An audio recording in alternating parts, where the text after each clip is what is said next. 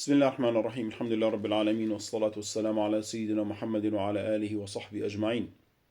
يا ربنا لك الحمد كما ينبغي لجلال وجهك وعظيم سلطانك، حمدا كثيرا طيبا مباركا فيه، ونصلي ونسلم ونبارك على خير خلقك سيدنا محمد وعلى آله وصحبه أجمعين. أما بعد.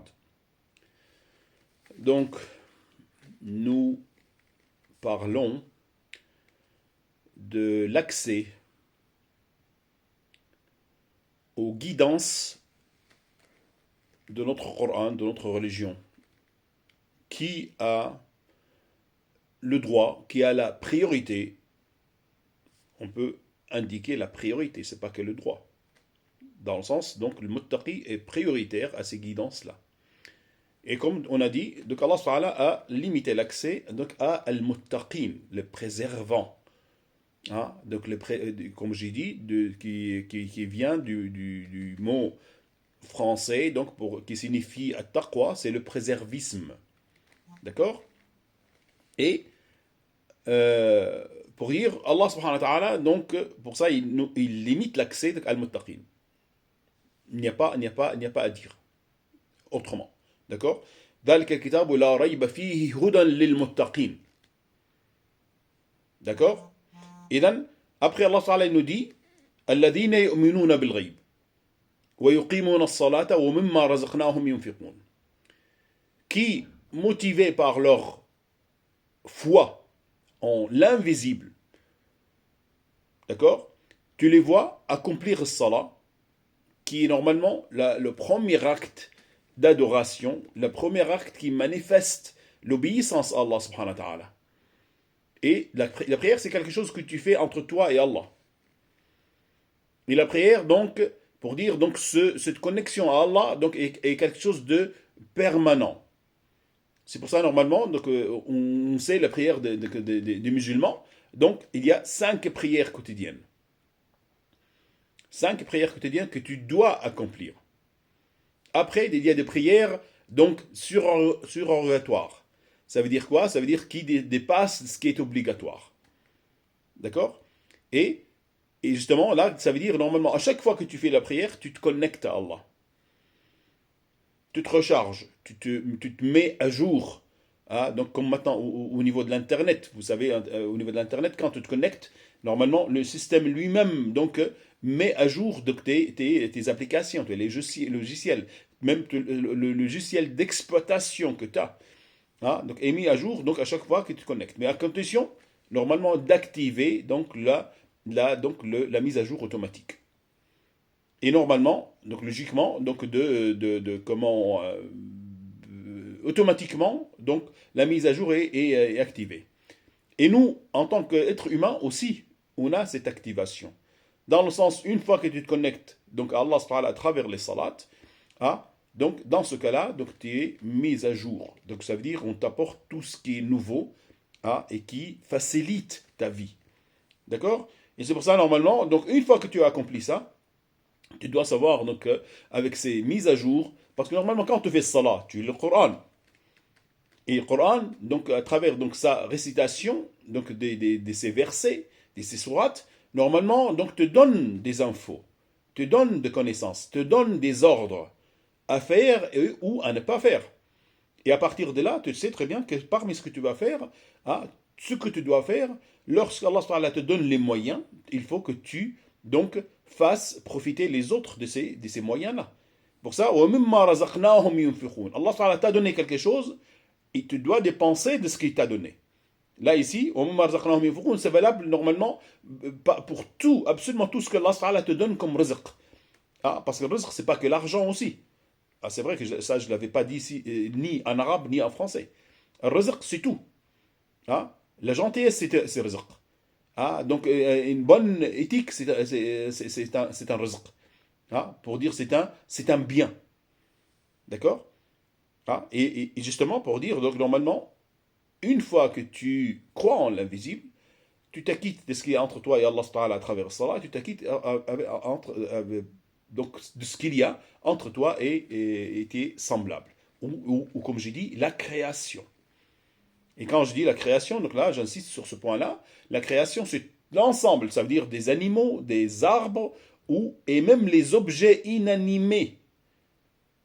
Les objets inanimés, hein, qui normalement pour nous, donc ces objets-là n'ont pas d'âme. Mais le sallam, il nous montre que ce sont des créatures comme nous. Et là, donc, je l'avais déjà cité ça, c'est à travers donc le hadith de Prophète sallam quand il se trouvait avec un certain nombre de ses compagnons sur la montagne d'Uhud. Et le sallam dit, donc Uhud, hein, Jabalun yuhibbuna wa nuhibbuh. Ça veut dire qu'il est une montagne qui nous aime et que nous aimons. Ah, et pourtant, c'est quelque chose d'inanimé. Et malgré ça, donc, il y a cette relation avec la création. C'est des créatures comme nous, hein, qui se soumettent à Allah subhanahu wa ta'ala. Et normalement, une fois qu'on connaît Allah subhanahu wa ta'ala, on doit donc montrer une certaine, comment on va dire, complicité avec donc ces créations, avec ces créatures. Et ces créatures, donc, comme j'ai dit, animales, végétales et inanimées.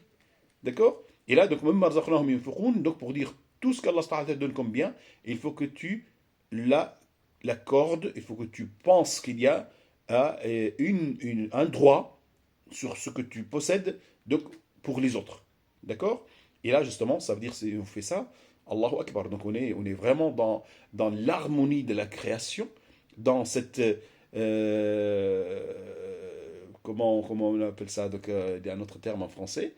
Pour dire, on fait partie d'un ensemble. D'accord? Et là, normalement, on voit des fois dans certaines idéologies, philosophies, donc il y a cette idée-là, donc l'harmonie avec la création. Hein? Et donc, ça c'est quelque chose d'important. Et comme on a dit après, Allah subhanahu wa ta'ala, il dit, et pour justement que cette connexion-là donc, soit donc, dans le temps et dans l'espace, pour le temps et pour l'espace, ça veut dire là, on se relie à ce qui a été révélé avant nous. الذين يؤمنون والذين يؤمنون بما أنزل إليك وما أنزل من قبلك. D'accord? Et là, justement, ça veut dire donc on se connecte donc, à ces sources de législation, sources de bonheur, même avant nous. Même avant nous. Dans le sens, donc, déjà, il y a une continuité donc, dans ces révélations. Hein, et pour dire, c'est la même chose, c'est la même source. Ah, autrement, sinon, donc on n'aura pas donc à cette condition de croire en ce qui a été révélé donc à ceux d'avant nous. D'accord? Et là, justement, c'est ça l'islam. C'est ça la soumission. C'est pour ça que normalement, inna ad-dina 'inda Allah al-islam. Hein? Cette soumission, cette pacification qui se trouve dans l'islam, donc aussi se trouve dans les autres religions. Malgré, comme on le sait très bien, malgré les déformations, les altérations qui ont touché donc, ces livres-là. Et donc, Allah Ta'ala dit وَبِالْآخِرَةِ هُمْ يُوقِنُونَ. C'est le point vraiment, donc, l'ultime niveau. Al-yaqin. Al-yaqin. Hein? Donc pour dire, donc, pour dire, si on suit ce qui a été dit, ça veut dire maintenant, si tu crois en l'invisible, tu accomplis les ibadat entre toi et Allah, entre toi et les hommes, et tu te relis donc à ceux des autres religions monothéistes que je cite tout le temps, donc judaïsme, christianisme, hein, normalement, donc, si tu fais ça, si tu agis toujours dans le bon sens, c'est que tu as l'yaqin sur l'akhirah. Et justement, c'est ça ce qui est important. Maintenant, Allah Ta'ala dit Ulaika ala hudam min rabbihim. Maintenant, ceux qui font ça, hein, suivent donc la guidance de leur Seigneur. D'accord? Et là, justement, c'est les guidances qui sont dans le livre.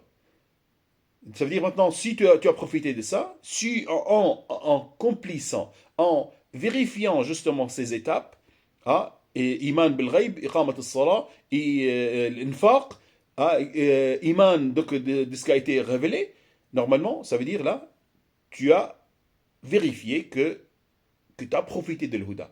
Pour ça, Allah Ta'ala confirme Ulaika ala hudam min rabbihim, et Allah Ta'ala dit Wa ulaika humul muflihun. Et ce sont les gagnants. Donc pour dire, voilà, Allah Ta'ala nous dit, voilà, donc le livre contient des guidances, des huda. Maintenant, voilà ce que tu dois faire pour les avoir. Et si tu les fais, donc Allah Ta'ala te confirme, te tamponne, voilà, tu es à la huda.